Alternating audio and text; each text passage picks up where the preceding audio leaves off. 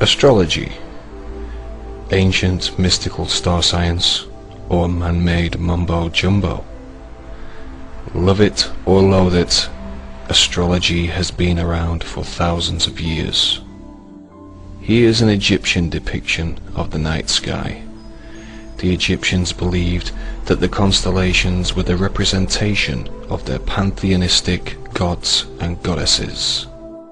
Astrologers focus on the area of the night sky known as the ecliptic, as seen here. The ecliptic is the apparent path of the sun as seen from the earth. Divided into the 12 major constellations that make up the ecliptic, astrologers follow the celestial bodies as they travel through it. From the ecliptic is derived the zodiac that we know today.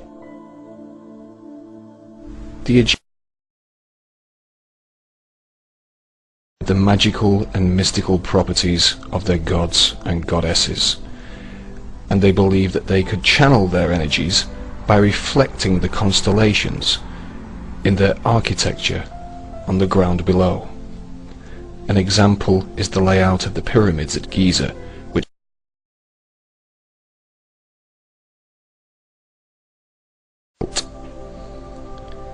it's an ancient hermetic principle called as above, so below. Astrology today has been largely relegated to the ranks of superstition, with many people glancing at their horoscopes for fun. But tabloid astrology merely focuses on the position of the sun through the ecliptic. In-depth astrology considers the influence of all the solar system's celestial bodies, following the positions of the sun, Saturn, and even Pluto. As the celestial bodies travel through the ecliptic, the apparent path they trace as seen from the Earth, astrologers believe they form influential aspects to each other. This in-depth astrology is used in occult circles, such as secret societies, like the Order of the Golden Dawn, with its complex occult symbolism. The Freemasons, whose members have included America's first president, George Washington, use astrology in their symbolic art. Here we see a Freemasonic tracing board whose royal arch can be seen adorned with the signs of the zodiac. On the Freemasonic apron, the all-seeing eye of Horus, an Egyptian symbol. At the George Washington Masonic Monument, we see a giant compass and square depicted. The Freemasonic symbol of their great work is seen here, also adorned with another Egyptian all-seeing eye. But what of the compass and square and its Illuminati symbolism? What can it mean? In the Divine Pymander is revealed the Hermetic maxim, as above, so below, as pictured by this tarot card of a magician with one hand up and the other hand down. As above, so below. And what that means is that in esoteric thought, in everything that is above is reflected down below. And that everything that is down here has a supernal, macrocosmic, if you will, origin. And that's one of the essential concepts in the occult. As above, so below is repeatedly symbolized in esoteric art and a variety of symbols, the most basic of which is a triangle pointing upward or above. This is accompanied by a second triangle pointing downward below. When combined, they form a hexagram, commonly recognized as the Star of David, one of the most dominant symbols in the occult. Removing the base of the triangles, one can see the outline for the square and compass of Freemasonry.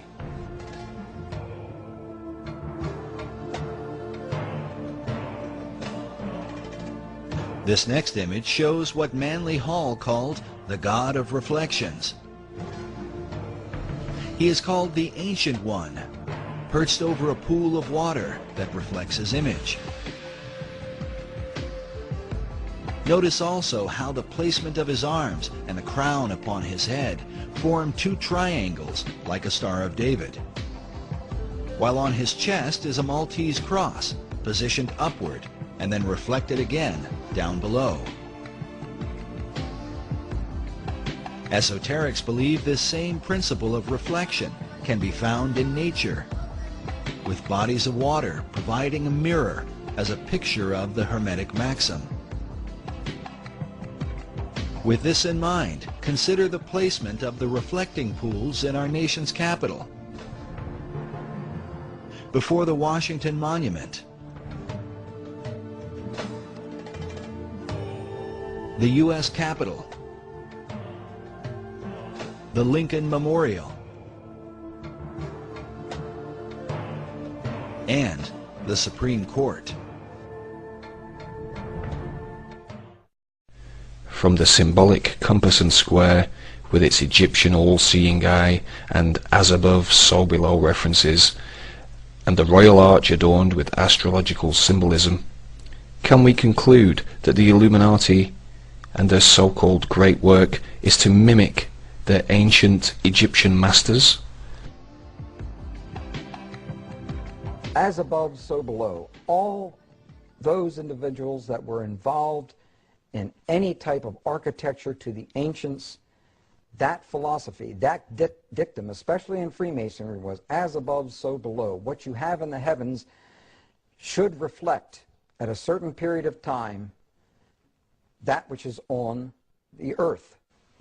Federal triangle was basically reflected from the stars. Washington, D.C. was built according to Hermetic principles, as above, so below.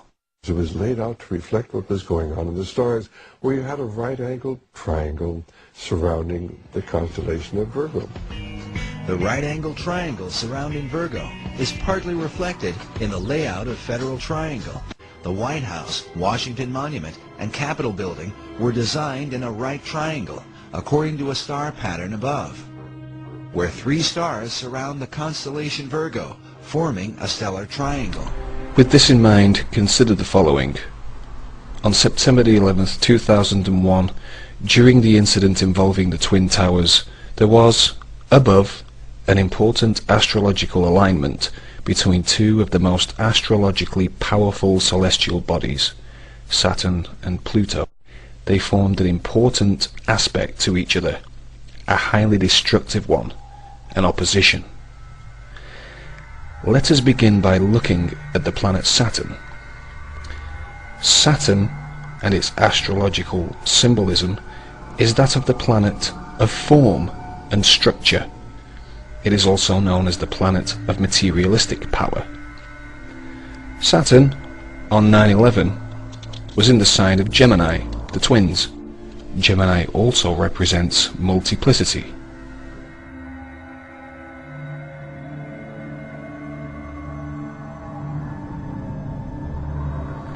Now let us consider Pluto. Pluto represents destruction and transformation. Pluto on 9/11 was in the sign of Sagittarius, the sign of religion, the sign of foreign cultures and long-distance travel.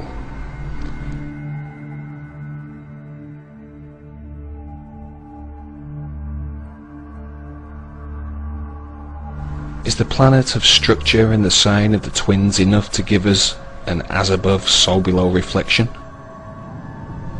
Is Pluto in the sign of religion enough to give us the as above, so below reflection on 9/11?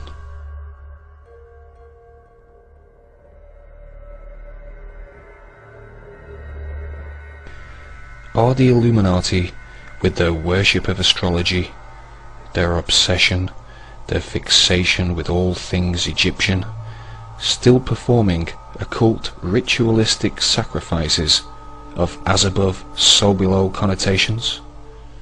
Or do you believe in magic?